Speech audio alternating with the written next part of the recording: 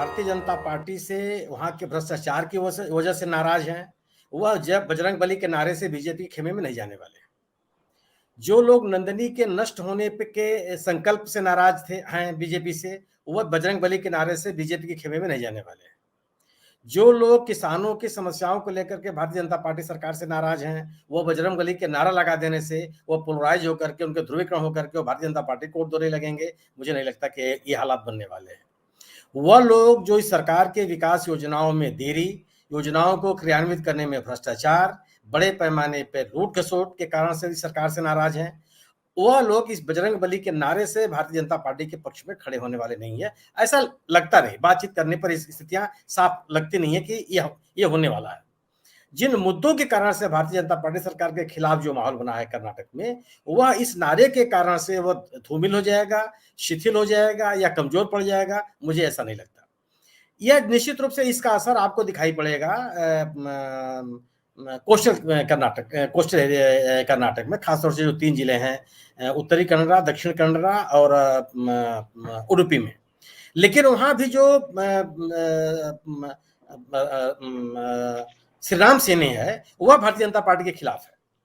जो इस तरह की सांप्रदायिकता की राजनीति करने वाले तत्व हैं, वो पूरे के पूरे तीनों जिलों में भारतीय जनता पार्टी के खिलाफ न केवल खिलाफ है, उनके सामने आमने सामने खड़े होकर के चुनाव लड़ रहा है।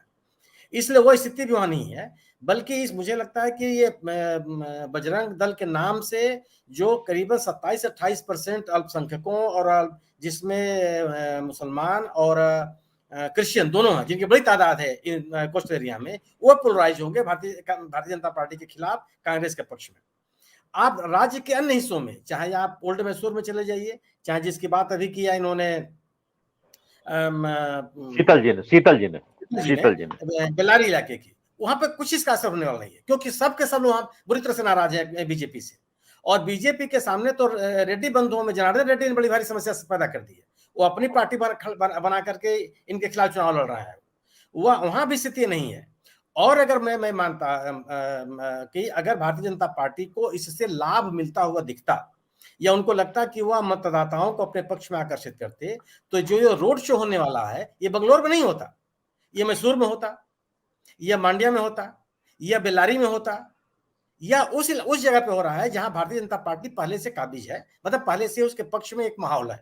लोग राष्ट्रवाद के नाम पर और नाम पर जो अपर मिडिल क्लास के लोग हैं, वह इनके साथ हैं, और एक माइग्रेटेड पॉपुलेशन जो बेंगलोर में रह रही है। निश्चित रूप से बेंगलोर अर्बन में और मुझे लगता है कि रूरल में, अर्बन में ये स्थिति हो सकती है। इसीलिए कांग्रेस बीजेपी के बड़े नेताओं का जो जमघट है वह बेंगलोर के आसपास ज्यादा होता है, उन इलाकों में नहीं है जहां पे, चाहे वो हैदराबाद कर्नाटक हो, चाहे महाराष्ट्र कर्नाटक हो, उन स्थितियों में नहीं हो पा रहा। दूसरी चीज कि जिस तरीके से भारतीय जनता पार्टी के खिलाफ कांग्रेस ने मुद्दे खड़े कर दिए हैं, उन मुद्दों का कोई जवाब इनके पास नहीं है। और कोई मतलब जो ये ध्रुवीकरण की बात ही बीजेपी कर रही है, जो स्थानीय नेता उसके पक्ष में नहीं खड़े हो रहे हैं। आज हिजाब की बात क्यों नहीं करती बीजेपी, जिसको लेकर के पिछले दिनों बहुत आक्रामक हुआ करते थे लोग? ये हलाल की बात क्यों नहीं कर रहे हैं? आज ये जो एक बड़े वर्ग में नाराजगी है, जिसको इन लोगों ने बड़े पैमाने पर लेकर के मुद्दा उठाया था कि मंदिरों के आसपास अल्पसंख्यक समुदाय के लोगों को व्यवसाय करने की अनुमति नहीं दी जाए, ये बंद हो गए। इस पर चर्चा करना इन्होंने बंद कर दिया, क्योंकि उसका समाज में रिएक्शन होगा। समाज में रिएक्शन कि किस तरह से आप भेदभाव की राजनीति करके आप लोग समाज को बांटने का जो कोशिशें हैं, वो नहीं चलने वाली है। हालत ये हो गई है कि अब आपके पास बजरंग बली के नारे के अलावा कोई विकल्प नहीं है। बिल्कुल सही है ये, लेकिन मुझे अभी भी नहीं लगता कि इन 32 जिलों में कर्नाटक के 2-4 जिलों को छोड़ करके कहीं इस नारे का इतना असर होगा कि जो एक भारतीय जनता पार्टी के खिलाफ माहौल बना हुआ है, उसमें से एक बड़ा वर्ग टूट करके भारतीय जनता पार्टी के पक्ष में जाएगा। क्योंकि लोगों के सामने अपने जो आर्थिक समस्याएं हैं वो ज्यादा जटिल है, जो उनके सामने बेरोजगारी का संकट है वो ज्यादा जटिल है, जो उनके सामने भ्रष्टाचार का संकट है वो ज्यादा जटिल है। शिक्षा व्यवस्था को जिस तरीके से भ्रष्टाचार से ने निगलने की कोशिश की, वो चुनौतियां लोगों के सामने ज्यादा है, और इन समस्याओं का समाधान इस बजरंग बली के नारे में नहीं रखा हुआ है, वो संभव ही नहीं है। और इस तरह का कम्युनल स्टेट है नहीं कर्नाटक। निश्चित रूप से लोगों की भावनाएं हैं, कोई भी व्यक्ति ऐसा नहीं होता जिसके अंदर धर्म को लेकर के एक आस्था न होती हो, लेकिन धर्म अपनी आस्था को लेकर के वो अपने राजनीतिक निर्णय लेने लगे या जो लोक कल्याण के इश्यूज है उसको भूल जाए, वो स्थितियां कर्नाटक में है नहीं। और जो चूंकि इनके पास उन मुद्दों का कोई जवाब नहीं है जिसको विपक्ष ने खड़ा किया, विपक्ष भी नहीं, ये समाज से उपजे हुए आरोप है, समाज के भीतर से निकले हुए आरोप है, जिसको भारतीय जनता पार्टी के खिलाफ विपक्ष ने आवाज दी है, शब्द दिए हैं। इस कारण से ये इस तरह के एक माहौल बनाने की कोशिश भारतीय जनता पार्टी के नेताओं के द्वारा की जा रही है कि एक पोलराइजेशन की स्थिति बने। लेकिन मुझे नहीं लगता कि यह बड़े पैमाने पर या एक दो जिलों को छोड़ करके राज्य के अन्य हिस्सों में भी इसका असर पड़ेगा। अब जैसे मान लीजिए अगर आप आरोप लगाते हैं कि साहब प्रियंका गांधी ने अमेठी में या रायबरेली में नमाज पढ़ी थी, तो क्या कर्नाटक के लोग आपके इस तरह के बयान को आपत्तिजनक नहीं मानेंगे?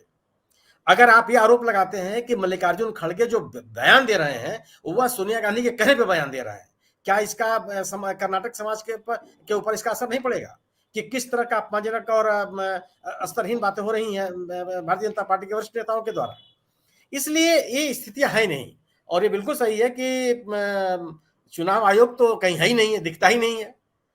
धर्म के नाम पर, विदेश नीति के नाम पर वोट मांगने का और रक्षा डिफेंस फोर्सेस के नाम पर एक साफ नहीं है, बड़े बड़े बोल्ड लेटर्स में लिखा हुआ है, लेकिन कोई रोकने वाला इसको नहीं है, कोई कार्रवाई करने वाला नहीं है।